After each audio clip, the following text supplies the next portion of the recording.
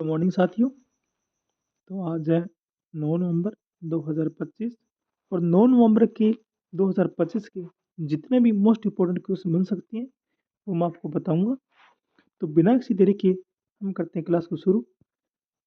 अगर आप चैनल पर नहीं हैं तो चैनल को लाइक कर दीजिए और शेयर कर दीजिए, मुझे ये बार बार ना कहना पड़े।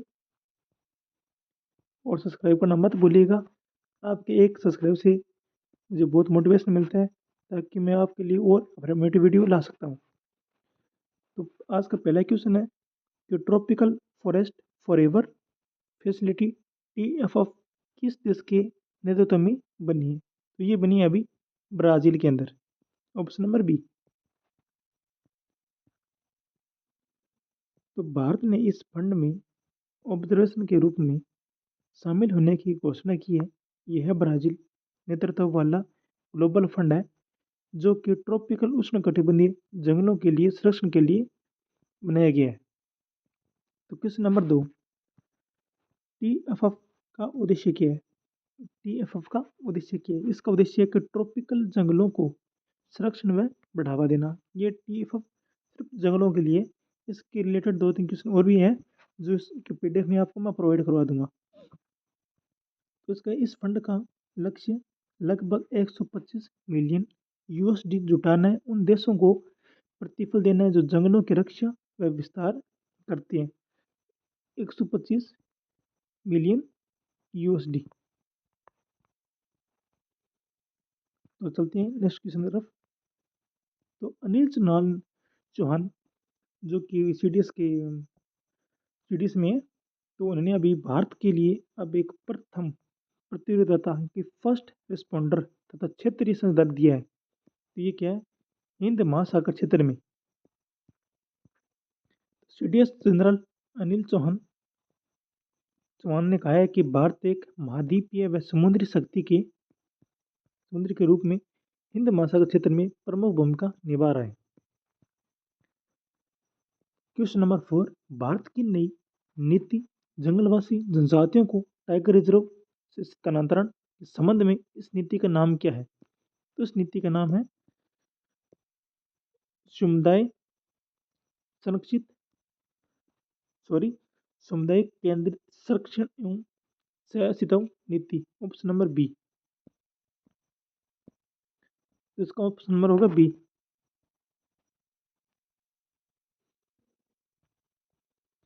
तो अभी क्वेश्चन नंबर चलते हैं 5 की तरफ कि इस नई नीति के अंतर्गत वन जनजातियों के स्थानांतरण का क्या मूल सिद्धांत रहा है? तो उनका स्वैच्छिक व पारदर्शी रूप से स्थानांतरण। Option number B. नीति में स्पष्ट कहा गया है कि स्थानांतरण तभी होगा जब अन्य विकल्प संभव न हो और अन्य जनजातियों को उनके अधिकारों के तहत सहमति आधारित चयन करना होगा। तो question number 6, dump site remediation accelerate programme DREP किस वर्ष तक भारत के पुराने डंप राइट्स मिशन मोड में समापित रहा है, ने का लक्ष्य रखा है? तो ये अभी रखा है 2026 के अंदर। Option number B.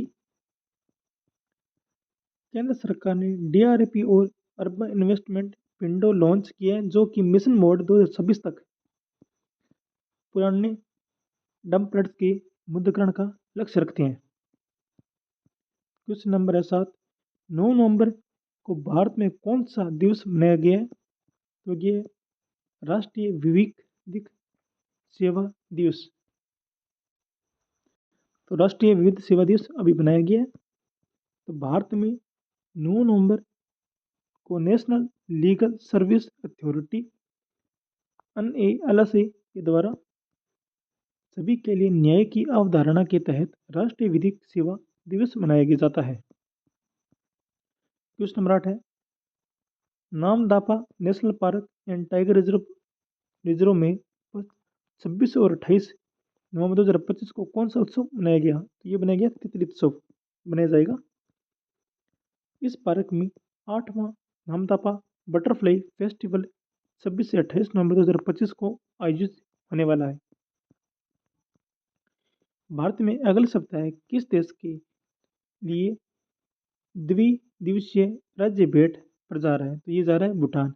तो भूटान का भी प्रधानमंत्री मोदी जी घोषणा करके आए हैं कि वहाँ पर मैं कुछ भेंट दूंगा। तो नरेंद्र मोदी ने 11 से 12 नवंबर 2025 को भूटान के लिए राज्य भेंट पर जा रहे हैं, जैसा कि विदेश मंत्रालय की ने घोषणा की है। क्वेश्चन नंबर 10 है, वोल्केनिक टाइटनिंग किस घटना से संबंधित है? तो ये ज्वालामुखी विस्फोट के दौरान उत्पन्न होने वाली बिजली के लिए। तो ऑप्शन नंबर बी, इस घटना में ज्वालामुखी के पहलुम यानी कि धूल और रेसे में कणों के आपसी टकराव से स्थैतिक विद्युत उत्पन्न होती है, जो बिजली के रूप में प्रकट होती है। तो क्वेश्चन नंबर 11, कि कौन सा बयान सही नहीं है? तो यह है कि भारत के टीएफएफ में पूर्ण रूप से सदस्य के रूप में शामिल हुआ है। सदस्य के लिए नहीं, ये फर्स्ट के लिए बताया गया है कि भारत ने टीएफएफ में निरीक्षण ऑब्जर्वेशन के रूप में शामिल होने की घोषणा की है, कि पूर्ण सदस्य नहीं। क्वेश्चन नंबर 12, 9 नवंबर 2025 को प्रकाशित सूचना के अनुसार भारत में पुराने डंप राइट्स की मुक्ति के लिए किस मंत्री द्वारा कार्यक्रम शुरू किया गया था? ये किया गया था मनोहर लाल खट्टर जी के द्वारा। केंद्रीय मंत्री मोहन लाल जी खट्टर ने डीआरपी और यूआईडब्ल्यूआईएन को लॉन्च किया है। यूआईडब्ल्यूआईएन को अभी लॉन्च किया है। और क्वेश्चन नंबर 13, जनजातियों के स्थानांतरण नीति के पत्रक में यह कहा गया है कि वह स्थानांतरण तभी किया जाएगा जब अन्य विकल्प संभव न हो। नीति में यह कहा गया है कि relocation of forest tribes only and as last result, अर्थात अन्य विकल्पों के बाद ही स्थानांतरण किया जाना चाहिए। क्वेश्चन नंबर 14, टीएफएफ की अनुमानित निवेश ओम्बिलेशन राशि कितनी है? तो ये की गई थी 125 मिलियन यूएसडी, जो कि मैं आपको पहले क्वेश्चन में बता चुका हूँ। फंड में लगभग 125 मिलियन यूएसडी जुटाने का लक्ष्य रखा है सार्वजनिक और निजी निवेश के माध्यम से। तो क्वेश्चन नंबर है 15, भारत भूटान राज्य भेंट की तैयारियों में मुख्य रूप से किन क्षेत्रों पर सहयोग बढ़ाने की संभावना है?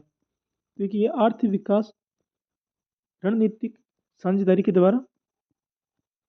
इस यात्रा का उद्देश्य है भारत के भूटान के द्विपक्षीय संबंधों को गहरा करना, विशेष रूप से आर्थिक विकास और रणनीतिक भागीदारी के क्षेत्र में। तो ये थे हमारे आज के 15 क्वेश्चन, मोस्ट इम्पोर्टेंट क्वेश्चन, जो कि हर एग्जाम के अंदर आते हैं, हर एग्जाम में आती हैं। तो थैंक्स फॉर द वॉचिंग। देखिए साथियों, कि मैं ये क्लास मैं अपने फ़ोन से बनाता हूँ।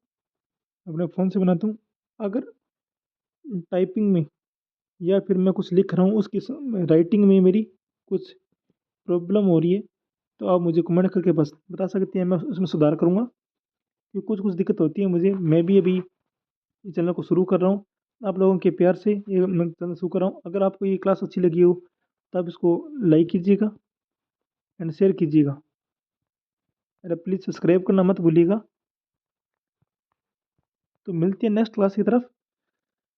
अगर आपको ये वीडियो अच्छी लगी हो तो आप लाइक कर दिए, शेयर करना मत भूलिएगा। और जो भी आपको कुछ पार्ट मिसिंग लग रहा है, कुछ गलतियाँ लग रही है, तो आप मुझे कमेंट करके बता सकती हो।